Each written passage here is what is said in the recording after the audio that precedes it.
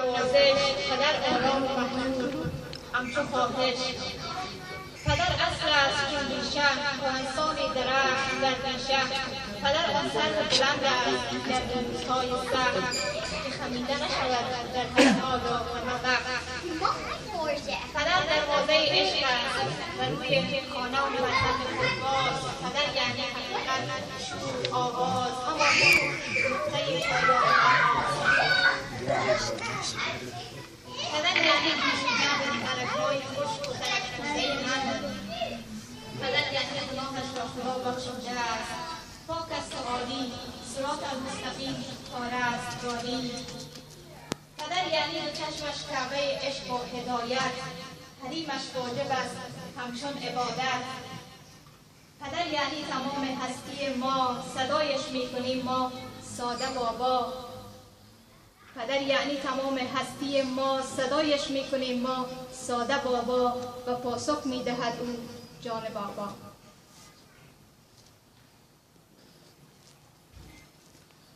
خب امروز روز خوشحالی است. ولادت با سعادت حضرت امیر است. متاسفانه در بین مردم همیشه یک قیافه خشن و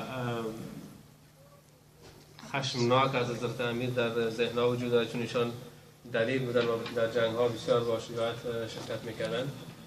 ما فراموش می‌کنیم که حضرت علی علیه السلام بسیار یک انسان با شوخ طبع و هیچ وقت لبخند از لب‌های ایشان پس نمی‌شد، همچنین از حضرت رسول. من در یک از سیدی‌هایی که در خانه داشتم گوش کردم، می‌خوام شوخی‌هایی که حضرت رسول و حضرت علی علیه السلام همراه یکی دیگه می‌کردن خشما به شراکت می‌مونم. یک روز حضرت رسول السلام با حضرت علی علیه السلام سر سفره‌اش دادن، خرما می‌خوردن. حضرت رسول زیاد از امر حضرت علی السلام شوخی می‌کردن.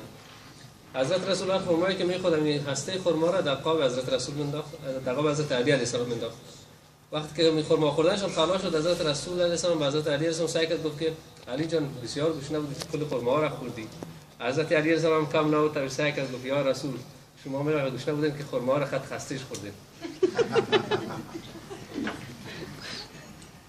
خب قبل از اینکه به سراغ برنامه بعدی بریم، خواهش میکنم از پدران عزیزی که در مجلس حضور دارند، حالا دوستان ما برگاه کاغذ خدمتتان میارن، اسمتان و سنتان رو رویش بنویسیم. در ابتدا برنامه متوجه میشیم که با این اسامی چی خواهیم کرد.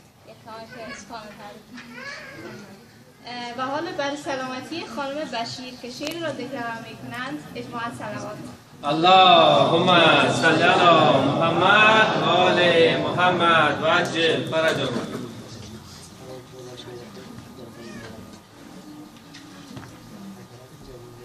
پدرم نیست ولی خاطره هایش باقی است، یاد آن قلب پر از میهن صفایش باقی است. مرگ پایان کسی نیست که عاشق باشد، پدرم رفت ولی عشق و دعایش باقی. با سلام، ما اول این شعر را خواندم برای پدر خودم که نیست داره و برای پدرهایی که نیستن. خدا روح کلش را شاد داشته باشد. صل علی محمد ساقی کوثر آمد، صل علی محمد ساقی کوثر آمد. ماه رجب رسید و میلاد دلبر آمد. در آسمان کعبه خورشید حیدر آمد، نور جمال سرمد از سروران سر آمد. پشت و پناه احمد یار پیمبر آمد، سرچشمه هدایت خوبی بی نهایت. در بیشه ولایت شیر دلاور آمد، روح و روان و عزت جان و جهان عزت.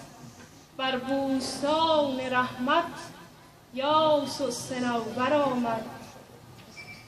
بر هر دلی قرار است، بر عشق اعتبار است، بر کعبه افتخار است، محبوب داور آمد.